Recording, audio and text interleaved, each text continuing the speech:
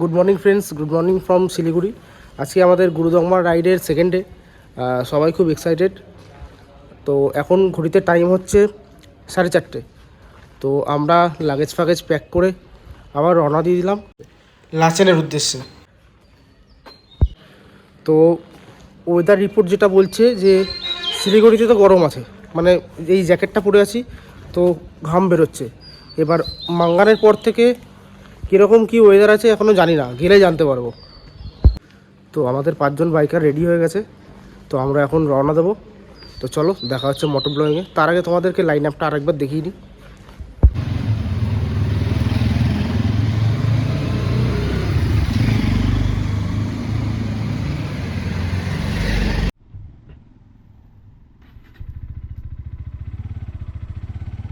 তো চলে আসলাম আজকে মোটর ব্লগিং সেটআপে।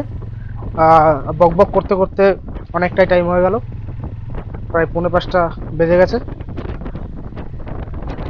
এখানকার রাস্তার কন্ডিশন যথেষ্ট ভালো, মোটামুটি সিকিমের তুলনায় তো অনেক ভালো।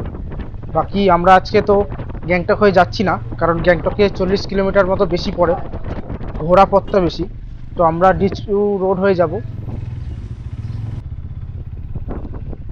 এবার ডিকচু রোডে শুনেছি কিছুদিন আগে রিসেন্টলি ল্যান্ডস্লাইড হয়েছে, আর ল্যান্ডস্লাইড হওয়ার জন্য রাস্তার কন্ডিশন খুব খারাপ, মানে মাটি পাক পুরো ভরে দই হয়ে গেছে রাস্তা।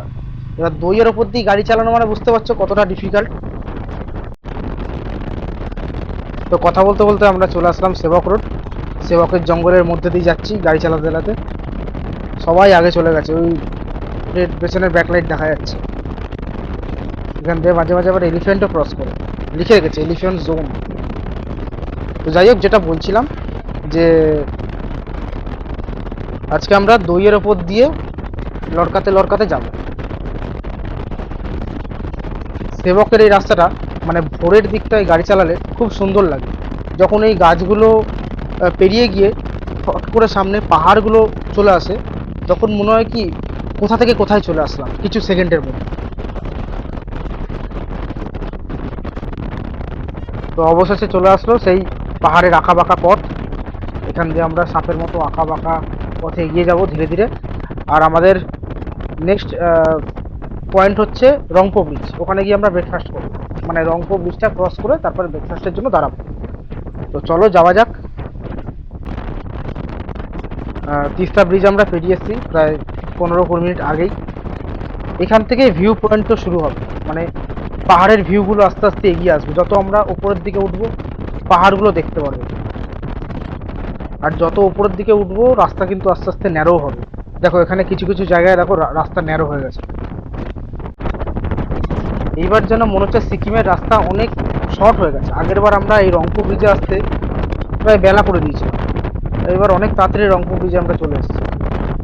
এই রংপো ব্রিজটা হচ্ছে দার্জিলিং আর সিকিমের মিডিলে পড়ে, মানে ওয়েস্ট বেঙ্গল আর সিকিমকে কানেক্ট করে রেখেছে এই ব্রিজটা।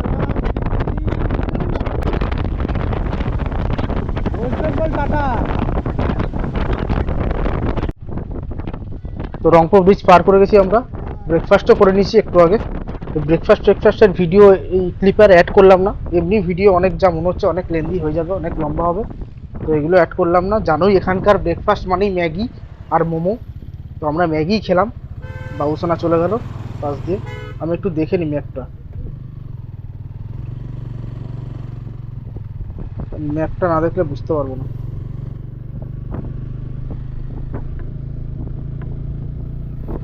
আচ্ছা বুঝতে পেরেছি, এখনো আমাদের সোজা যেতে হবে। এটা রাংরাং ডিকচু রোডের দিকে ঢুকছে, কারণ এখানে আমরা 3জনই আছি, আমি, বাবুসোনা আর অভিজিৎ। আর বাবলা আর উত্তম আগে চলে গেছে পারমিট নেওয়ার জন্য। তো আগের বার তো আমরা গ্যাংটক হয়ে গেছিলাম, তো এইবার এই রাস্তাটা দিয়ে যাচ্ছি। এই রাস্তাটা আমি অতটা চিনি না।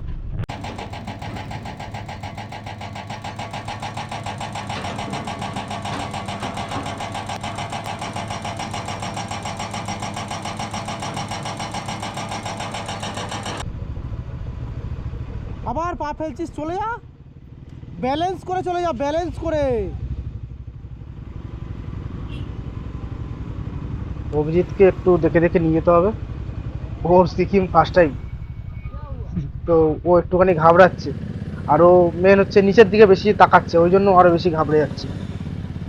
সিকিমের রাস্তা এটাই ন্যাচারাল, এরকমই হওয়ার কথা। আর বছরের ম্যাক্সিমাম টাইমটাই এখানে রাস্তায় কাজ হতেই থাকে, তো এরকম কন্ডিশন হওয়াটা স্বাভাবিক। এর থেকে ভালো রাস্তা এখানকার সরকার দিতে পারবে না। বাবলা আর উত্তম তো আগে বেরিয়ে গেছে, জানি না ওদের কি কন্ডিশন।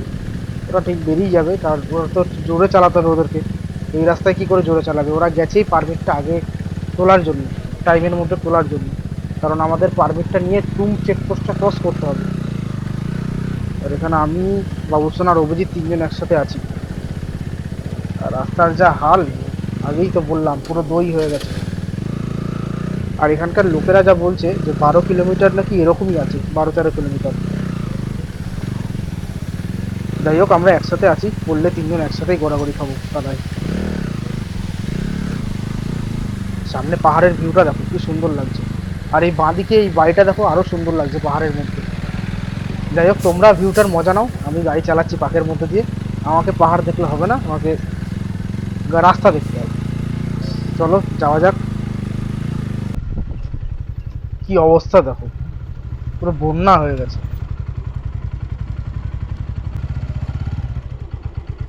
সোজা সোজা সোজা যা, সোজা যা, সোজা যা।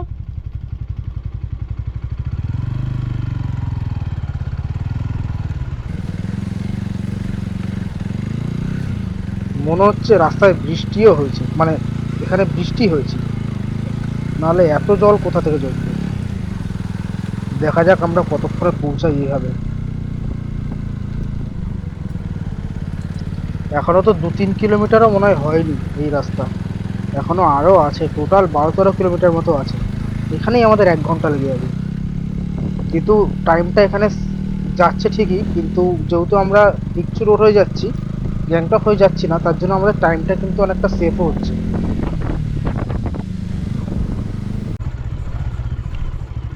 যাই হোক, পাকের উপর দিয়ে নৌকা চালিয়ে চালিয়ে অর্ধেকটা রাস্তা পেরিয়ে গেলাম। দেখি এখনো কতটা রাস্তা আছে। এখানে একটা ছোট্ট ব্রিজ আছে, আর বাবুসোনার অভিজিৎ হাঁপিয়ে গেছে, দাঁড়িয়ে পড়েছে এখানে। বাবুসোনাকে নিয়ে চাপ নেই, ও ঠিক বেরিয়ে যাবে, চাপ হচ্ছে অভিজিৎকে নিয়ে। আবার দাঁড়ালি।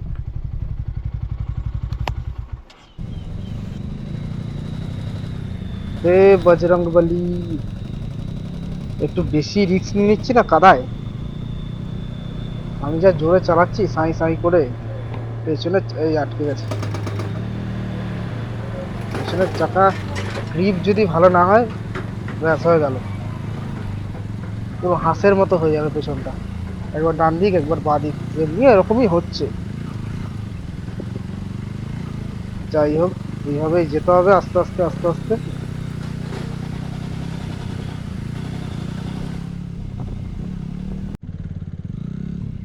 रास्ता शेष ही होच्छे ना भाঙাচোরা।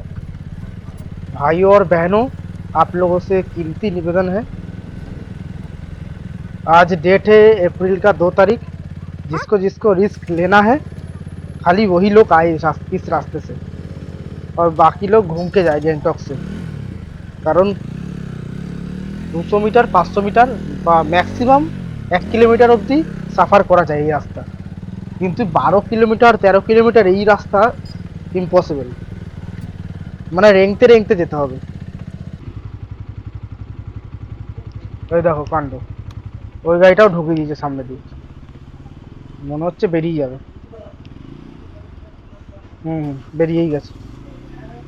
ভাই আজব সব ড্রাইভার, এই এখানকার লোকাল ড্রাইভার হলে এরকম করতো না, এ বাইরের গাড়ি, এই জন্য এরকম।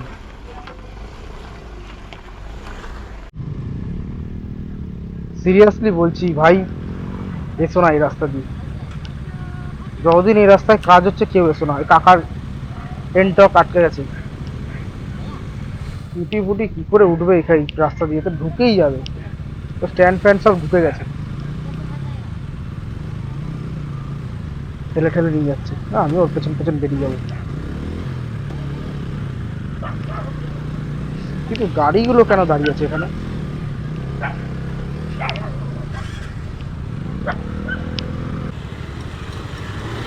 মাঙ্গান এখনো প্রায় 25 কিলোমিটার মতো বাকি আছে, কখন পৌঁছাবো ভাই? অনেক কষ্টে বেরোলাম ওই পাকটা দিয়ে। এখনো একটুখানি আছে, রাস্তাটা অনেকটা ন্যারো,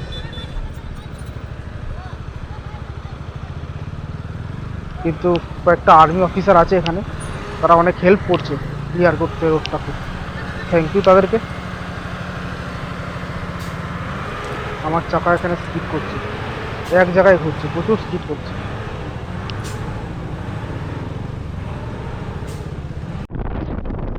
তো মাঙ্গানের লাস্ট পেট্রোল পাম্প আমরা পেরিয়ে গেলাম, আর সবাই মোটামুটি 5 লিটার করে তেল ক্যারি করছি, আমি নিজেও ক্যারি করছি।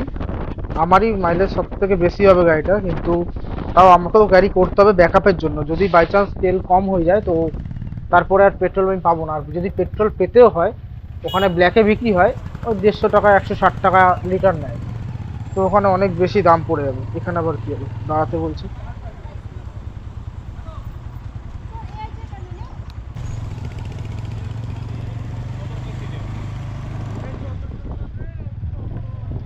ও যাওয়া যাক, ও তেমন কিছুই হয়নি, এমনি জাস্ট লোকাল দুটো একটা পুলিশ দাঁড়িয়ে ছিল, ওরা জিজ্ঞাসাবাদি করছিল যে কোন দিকে যাচ্ছে।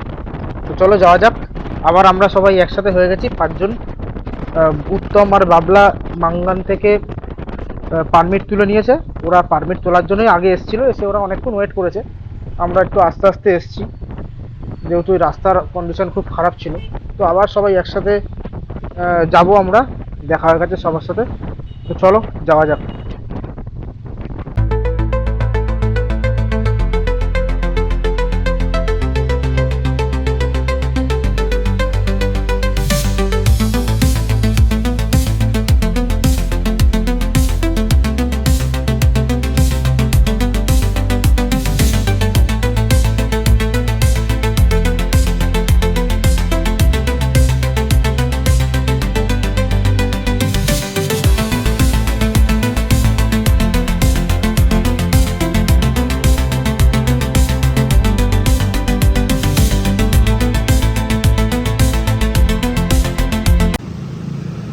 তো বন্ধুরা, এখন ঘড়িতে বাজে 2:30, আর আমরা অনেক তাড়াতাড়ি তুং চেকপোস্ট চলে এসেছি। এই টানেলটা পার করলেই চেকপোস্ট। তো চেকপোস্টে আবার আমাদেরকে পেপার দেখাতে হবে, পেপার শো করে তারপরে আবার আমরা যাব। তো চলো যাওয়া যাক।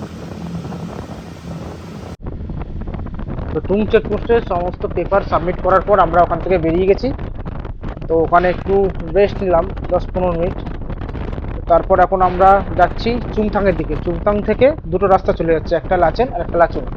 তো আমাদের ফার্স্ট টার্গেট গুরুদংমার করা, কারণ গুরুদংমারের যা কন্ডিশন, কখন আবার ল্যান্ডস্লাইড হবে, কখন রাস্তা বন্ধ হয়ে যাবে কেউ জানে না। তো ফার্স্ট টার্গেট আমাদের গুরুদংমার, তারপরে আমরা 0 পয়েন্ট ঢুকবো। তো চলো যাওয়া যাক চুংথাংয়ের দিকে, লেটস গো। মানে ব্যাড লাক কাকে বলে, চুংথাংয়ের পরে লাচেন ঢোকার আগে একটা নতুন ব্রিজ হয়েছে, তারামচু ব্রিজ বলে। ওই ব্রিজটার আগে আমার ক্যামেরাটাই বন্ধ হয়ে গেছে, কখন বন্ধ হয়ে গেছে আমি নিজেই জানি না। অ্যাকচুয়ালি গোপ্রোতে আমার টাইমার সেট করা আছে 5 মিনিট করে, 5 মিনিট পরে অটোমেটিক বন্ধ হয়ে যায়, ভিডিও স্টপ হয়ে যায়।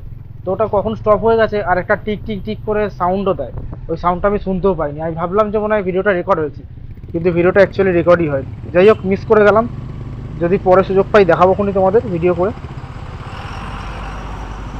এখানে আর্মির গাড়িগুলো দাঁড়িয়ে আছে, সামনে আর একটা কোনো গ্রুপ যাচ্ছে রয়্যাল এনফিল্ড নিয়ে। এখানকার বাঁদিকের পাহাড়গুলো দেখো, আর রাস্তাটা দেখো কতটা ন্যারো।